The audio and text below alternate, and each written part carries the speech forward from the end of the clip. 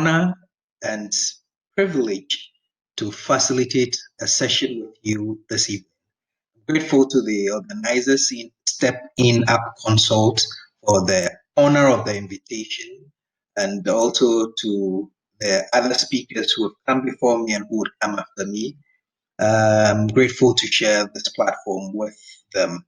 My appreciation also to the partners who have made this virtual learning experience possible. Like people from all over the world in an amazing learning experience. And also to you as participants, thanks for taking the decision to commit your time to develop and grow with us. So my invitation was to present on leading in times like this. I chose to rephrase that to living in COVIDic times. COVIDic times is a phrase that was first introduced to me by one of my mentors, Dr. Yaupebi, and I think that it's a relevant discussion for leadership in crisis. We really living in a COVID-19 era, and it is COVIDic times.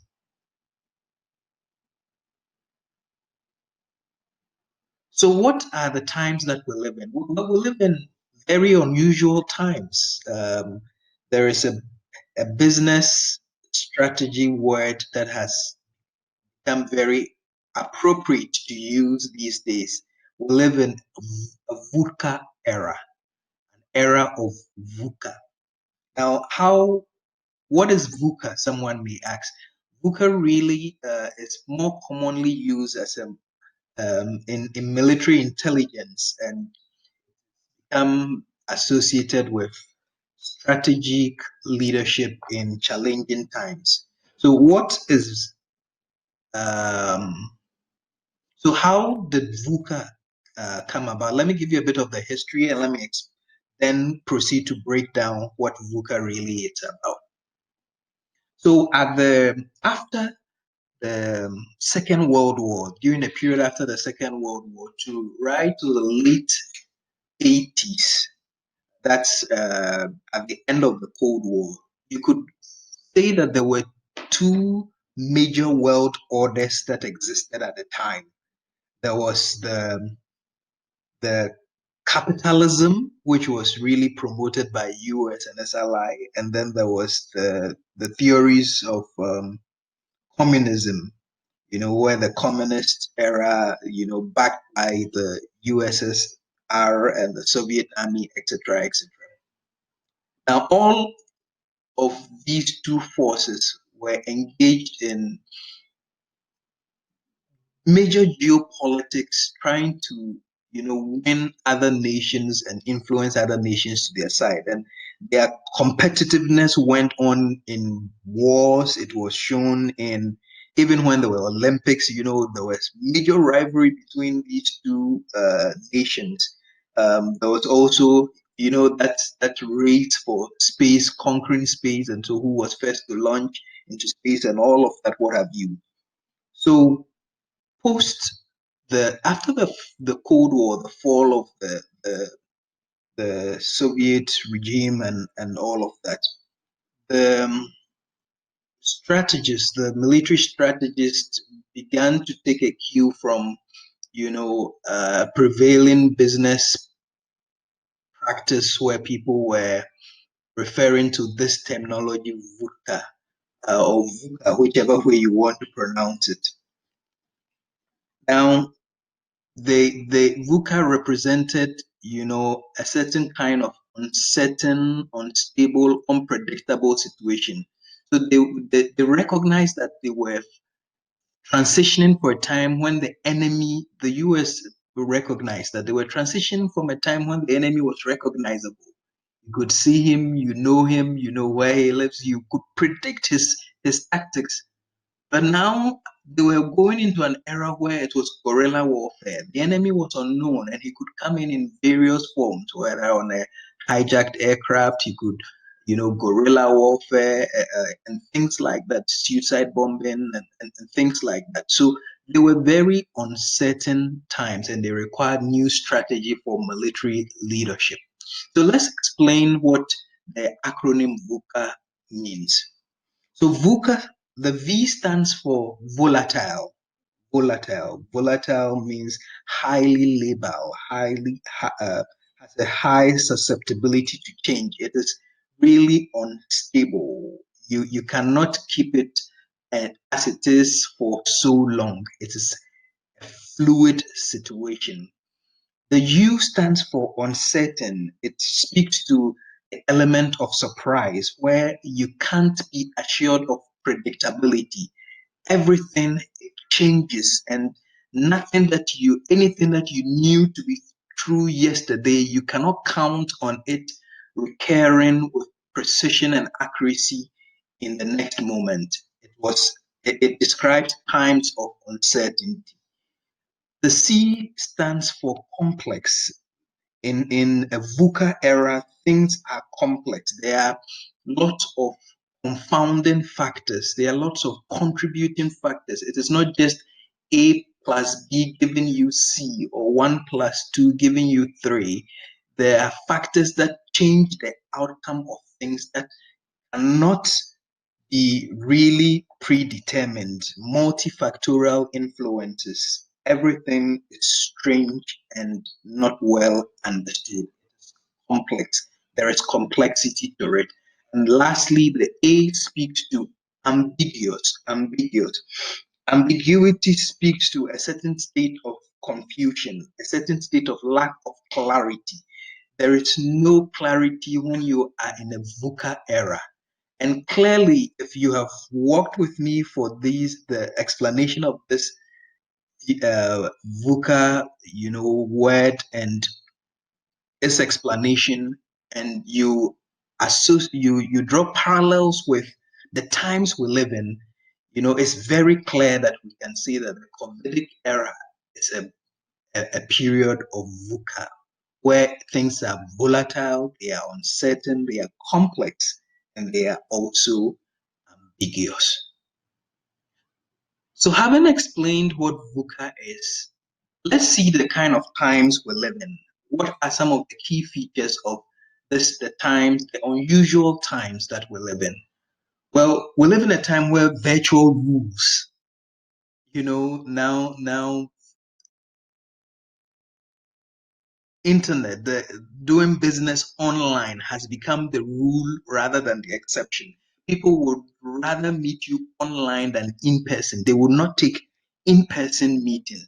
Businesses, that run on customer facing are threatened because people want to transition to a certain safety of using the internet. So the virtual world rules, and even for places and people who have never thought about using certain computer applications, certain meeting applications, now they have had to learn and adjust. People are connecting with family via all sorts of platforms, conducting meetings by all sorts of media.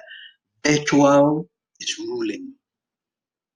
The unusual times we live in is marked by crashing world economies. There's no economy, the economies that we thought were robust are falling. Look, the US's economy hit, you know, had been hit so severely, and not just that, the economies of the East, the economies of the West, everywhere around has been hit badly in these COVID times. Now we have a chaotic educational system. I don't know the country you're connecting with us from. Most countries have the educational system shut down. Few that have been able to migrate successfully online. And in this era, education is really challenged. It's chaotic, it's unpredictable, it is uncertain, it is volatile. People are not sure what to expect. Businesses are collapsing. Businesses that we thought were robust, were resilient, somehow are failing. Who would have thought that airline industry, could fail. Who would have thought that people who had invested in things like educational system, like schools, would be hit so badly? I would have thought a few years ago that an investment in an educational setup was a sure form of investment. But now that is really being challenged. And unless you're able to transition your school into an e-learning platform or online, you are really going to suffer a great loss. So businesses have been hit. Think about it. All kinds of business, small scale, large scale, medium scale, all of them have been hit badly. There's disruption in transportation. I talked about the collapsing airline industry. Many airline industries have had to lay off staff. They've had to, you know, um, put down their jets. The jets don't fly any longer. They have run out of resources, not just air flight, but land transportation as well. Many people, because they don't have to commute to work and back, are at home, and so transport businesses are not flourishing as much as they would have in normal times. Those unusual times we live in is marked by uncertainty with health systems. You know, People are not too sure whether to go to the clinic when they are not well. They are afraid they might get infected at the clinic. And our doctors and health professionals, as much as they are doing their best, an uncertain time for them. Leaving home with, you're not sure what you're going to meet at work, whether you'll be able to return to your family. There's uncertainty with health systems. Immunization is at an all-time low. Everything is.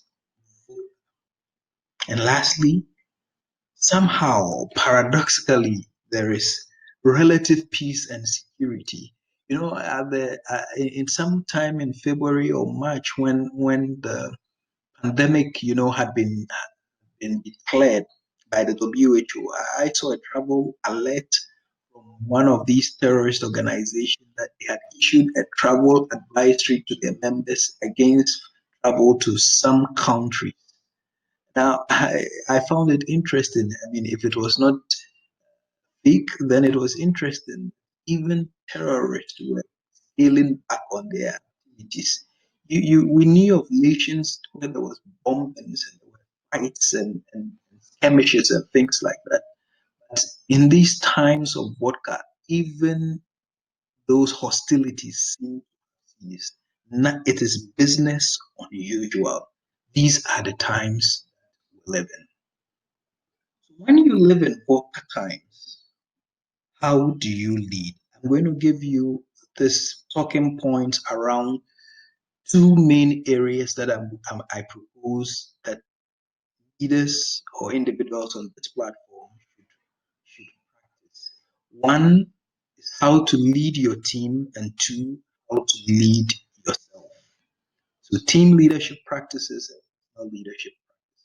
First, let's look at team leadership practices. What are some healthy team leadership practices for people who are living or leading in moments of crisis, eras? One, I want to talk to you about ensuring clarity. In times of VUCA, what brings complexity? What drains energy? What paralyzes decision making? What destabilizes businesses and frustrates careers is that state of lack of clarity. You lead people by clarity. Look, in times of crisis, and I learned this from a summit that I attended, the Synergy Summit. The speaker said, in leading people through crisis, remember as a leader, people do not expect certainty from you. What they expect is clarity. So we know what we know to be true today. We do not know what will happen tomorrow, but this is our roadmap. So you have clear directions, clear guidelines, how people should act, how they should follow. If everyone is going online, let's go online. But don't let people leave the office without communicating. How are we going to work? Are we coming to work in person? Can some stay at home? Provide clarity. And in providing clarity, one of the things that every leader needs to know how to do well is triage. And like I told you before, this is not a personal thing I created. The Center for Community Investments is the source for this. It was shared with me in a Synergy Summit that I attended. They use this as a rubric to describe how leadership should prioritize the things that they do in times of crisis. So in your organization, you need to, if you're looking at current priority, you need to ask yourself, is what you're doing still relevant? If you are engaged in in-person training, coaching, facilitation programs, is it still relevant? You continue moving forward with it by creating modifications. So it's training, coaching. Can you migrate to online facilitation platforms? So if it is still relevant, then make it a current priority. Then the next thing under triaging is to look at what needs to stop so that it is resumed after the crisis. And which ones fall in that category? There are things that are not feasible for now, things that we need to pause because they are not possible to be executed now. Yeah, at the beginning of the year, you had many plans. You need to review. When we go ahead as planned, it is foolhardy to say that, well, once we plan at the beginning of the year that we will do this, willy-nilly, we will do it. The third category will be things that are emergent priority or new priorities. For your business, maybe having an ICT plan, or setting up with technology was not on your books this year. But you clearly know that your business will not survive without having that as a priority this year. The new strategy, new situation compels a new strategy. So it becomes an emergent priority. Then there's also the unknown status. That there are things that you have on your books that, based on the current situation, you are not sure whether it should roll on or whether. Like, what you do with that is to seek more information, gather more data, do more analysis, form the decision making process.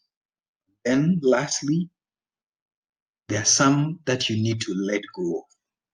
Some things that we continue to do that we know are not going to work, but we hold them in a pride of place because they came to us in a special way.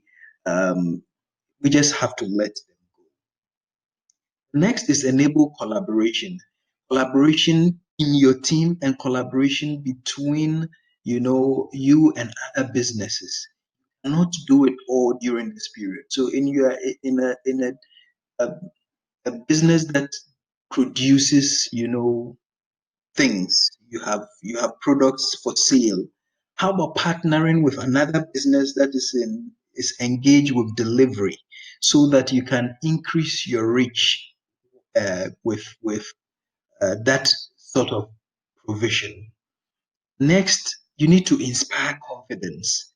You let your team might be down, their energies might be low, but as leader, you owe it to them to lift their spirits.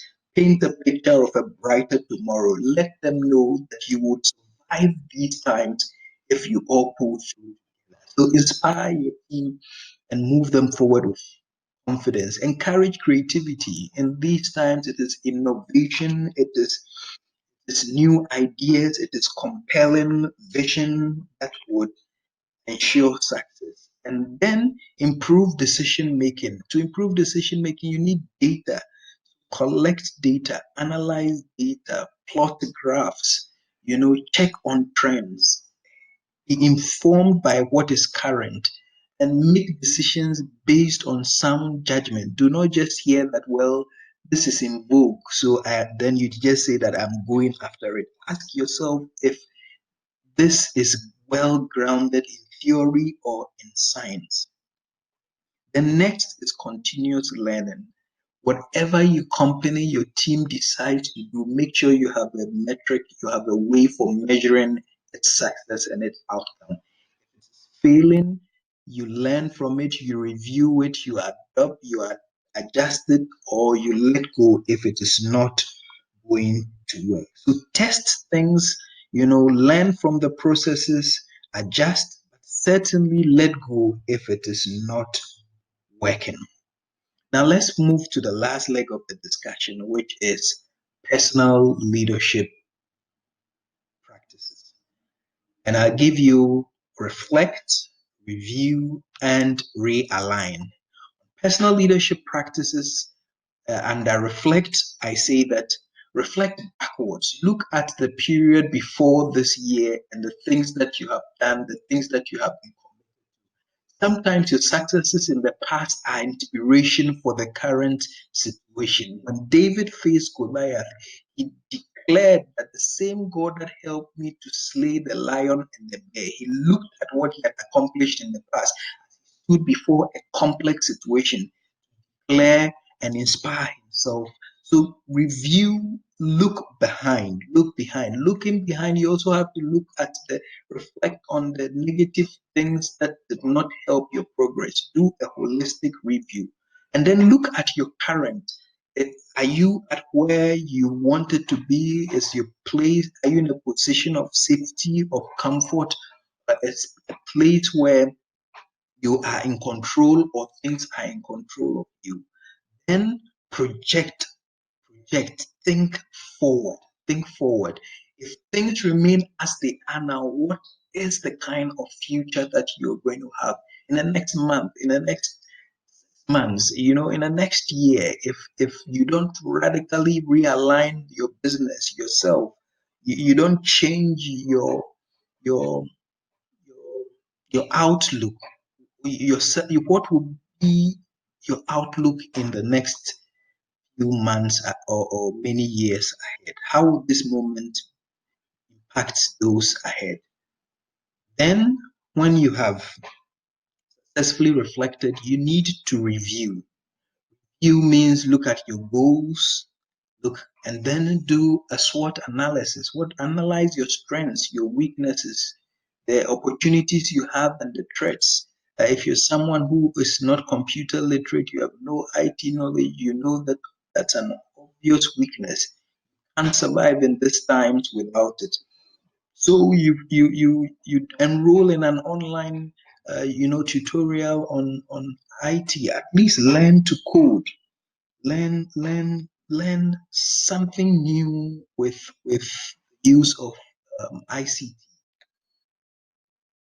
Then review your savings and habits. Some people have had to be laid off from work, earning lesser incomes or none at all. It's a time to reflect on how you have used money in the past and make a conscious decision moving forward that you will not live without reserves. Always, what you earn, there's a part for you to save and invest, and a part of it for you to spend. Do not eat all your eggs. Lastly, realign. Having done the reflection, having done the review, you need to realign yourself, to position yourself to do the things that you have realized you were weak at or needed to start doing. So in realigning, your vision will have to be strategic. It's not a vision for yesterday, it's a vision for tomorrow. Think about what to invest in. Remember, I said the things in IT are doing so well, um, um, ensure that it is smart. It is smart, it is specific, it is measurable, it's sustainable, it is relevant, and it is time bound. Then have support systems, have accountability partners who guide you along the way, who would coach you, who would prompt you about the things you need to do, that you need to sign up to an online class, that you need to invest what you or save a part of what you are earning. All of these are so critical. Ladies and gentlemen, that brings me to the end of my presentation. Thanks for coming along with me on this walk on leadership in cooperative times. I hope that in your moments of VUCA, where times are volatile, that you would inspire a new vision. In times where things are uncertain, that you would be inspired by intelligent understanding. Times where there is confusion, that you would inspire clear communication, collaboration, and teamwork. In times where there is ambiguity, you would you would inspire critical thinking, resilience, and innovation. I wish you all the best, and I look forward to your questions. Thank you very much.